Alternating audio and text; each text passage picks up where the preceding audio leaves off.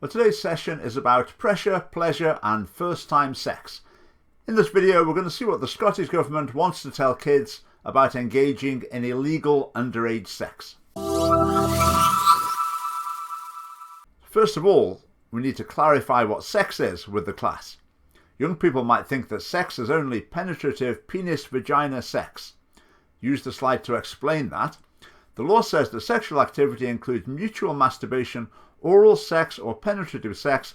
Penetrative sex is when a person puts their finger or penis or something else like a sex toy or a dildo into a person's vagina or anus. Okay class, 12 to 15 year olds, now we've got that clarified, we can move on. Let's make it clear with the slide about oral sex and anal sex. So basically the definition of sex here is that sex involves sticking something, a part of your body or another object, into an orifice of another person. And all these different forms of sex are relativized, they're all equally valid, it's just a matter of taste. Any mention of, for example, of the risks of anal sex, which are very significant, not a mention at all. Maybe that would be too homophobic to bring in at this point. Having sex or not having sex does not make someone a good or bad person. So having sex doesn't make you a good or a bad person. Well, that's very badly worded. But the point they're making here is that a decision to have sex is not a matter of right or wrong. There's no such thing as sexual morality.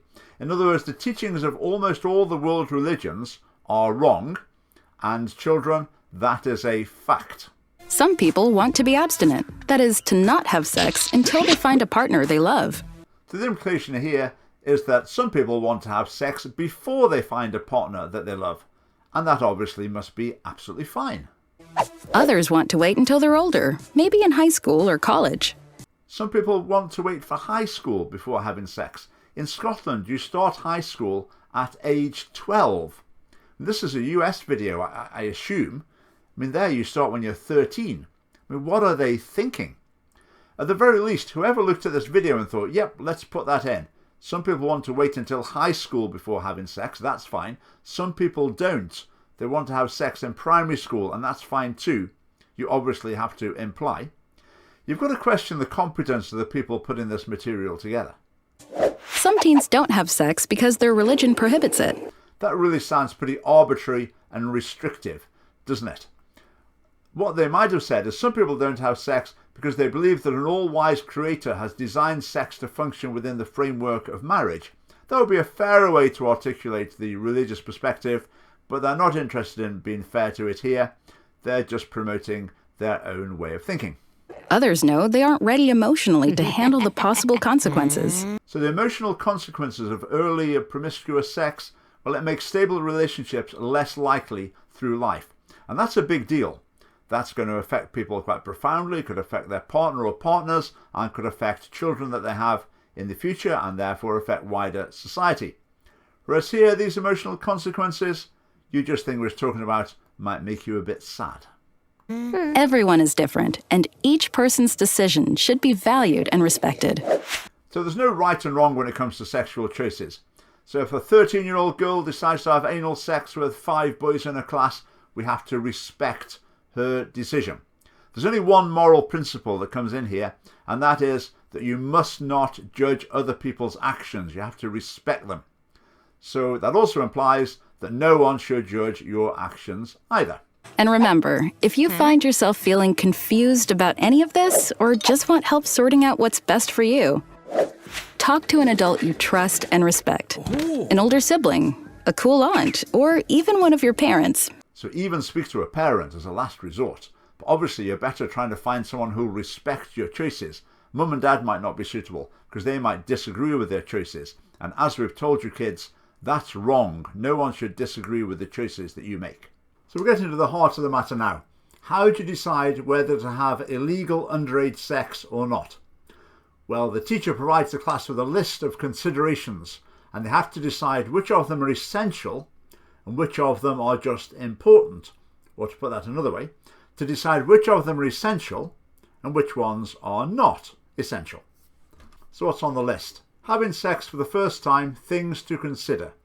I feel ready. Entirely subjective. How many teenage boys feel they're not ready. Not many.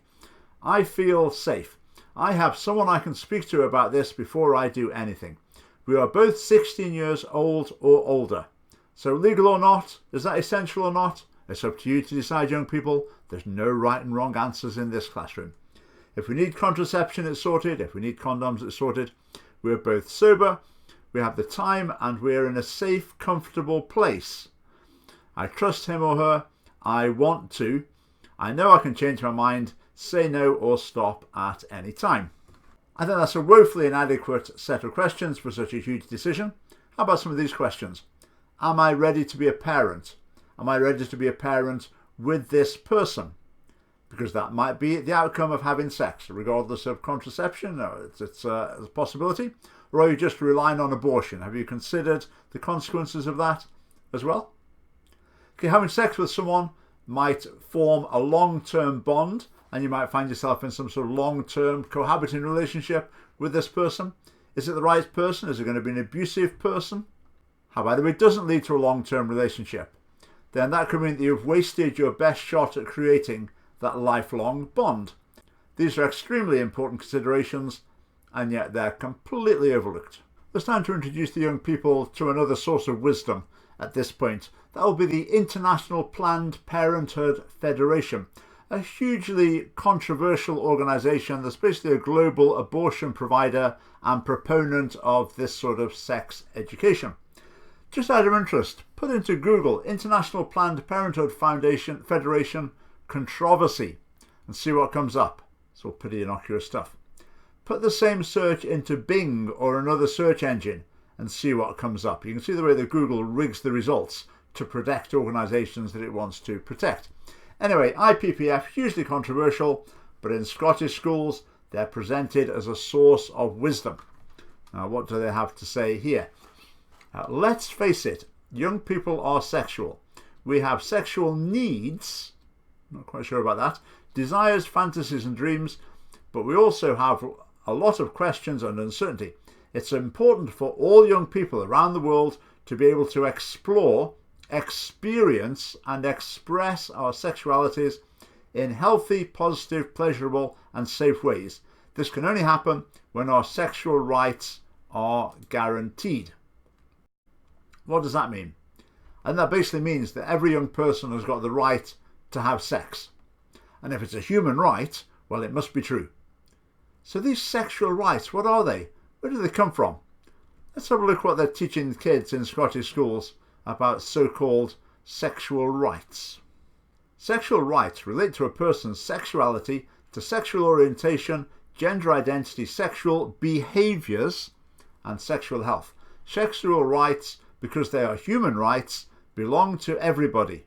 Well, that's that then. Case closed. Absolute moral claim made just because they've thrown the word right in. And notice this is talking about sexual behaviours. The kids have got a right to sexual behaviours. Well, let's look at some of these apparent sexual rights. The right to personal autonomy, to be recognised as an individual before the law. Yes, that really is a right. But then the bit they've added on, young people have the right to decide on matters about their sexuality. They are free to explore their sexuality in safe and pleasurable ways, as long as they do not interfere with someone else's rights. In other words, young people have the right to have sex with each other, even though it's illegal. The right to think and express oneself freely. I wish we did have that right. But anyway, all young people have the right to explore their sexualities and should be able to have dreams and fantasies and express their sexuality without fear, shame or guilt, while respecting other people's rights. Without guilt. That makes it sound like people have got the right to not have their sexual decisions questioned or criticised, which we heard earlier on as well. This is just a snippet from somewhere else in the materials, from the teacher's notes.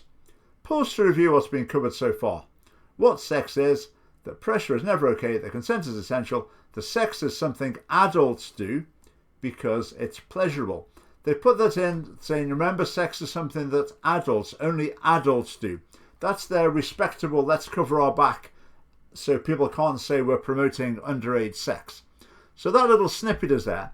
But the whole thrust of the rest of the materials is encouraging and endorsing underage sex, in fact telling the children that they have a right to have sex with whoever they want to, whenever they want to. Sex right number 7, the right to health. All young people have the right to the best physical and mental health and well-being, and to be protected from anything that might harm their health, including their sexual health. What a ridiculous concept of a right. So in other words, you can behave as irresponsibly as you like, but somehow you've got a right to still be healthy and not suffer the consequences for it. I mean, what is this all about? Right, number 8. The right to know and learn. All young people have the right to education and information, including comprehensive, gender-sensitive and rights-based sexuality education. So young people have got the right to rights-based sexuality education. That doesn't provide the important information. There's lots of important information. I've mentioned some of it in this video. That's entirely left out.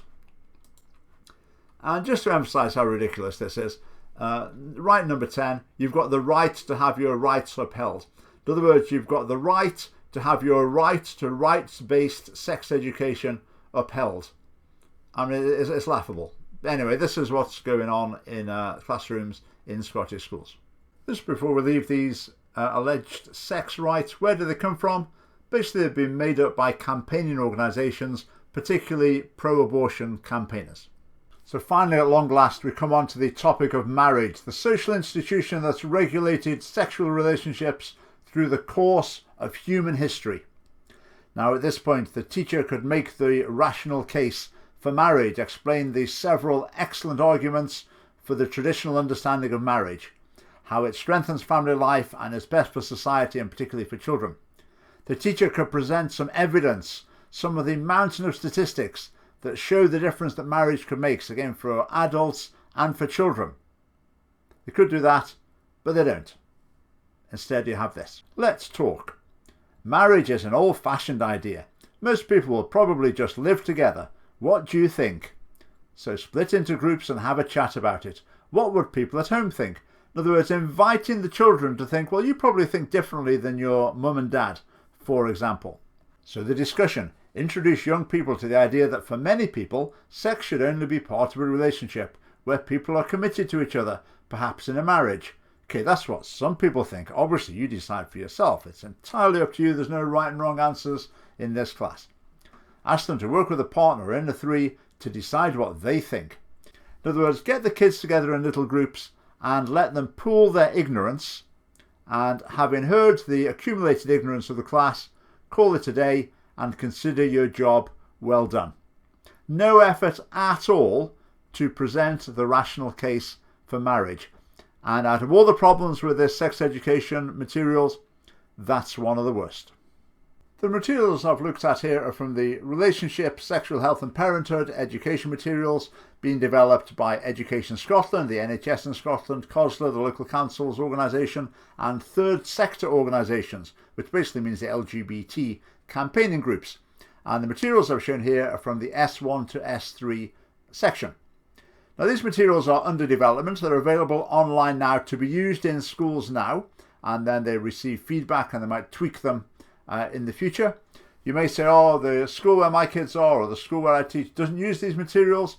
Maybe they don't use them at the moment, but if your school wants to be immune from criticism from inspectors in this area, then using these official resources seems the obvious way to do that. And if a school decides not to use these, they'll need similar resources that tick the same boxes. These resources reflect the intention of the Scottish Government. So every school is going to have a form of sex education that presents this same philosophy, the same approach, the same curriculum as we're seeing in action here.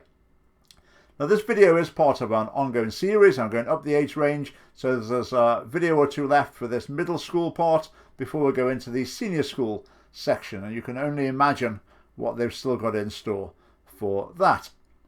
But in Scotland, there needs to be a new vision for sex education. Sex education focused on teaching that will promote stable family life. That seems quite straightforward, but we're the party that can present that vision and make it happen.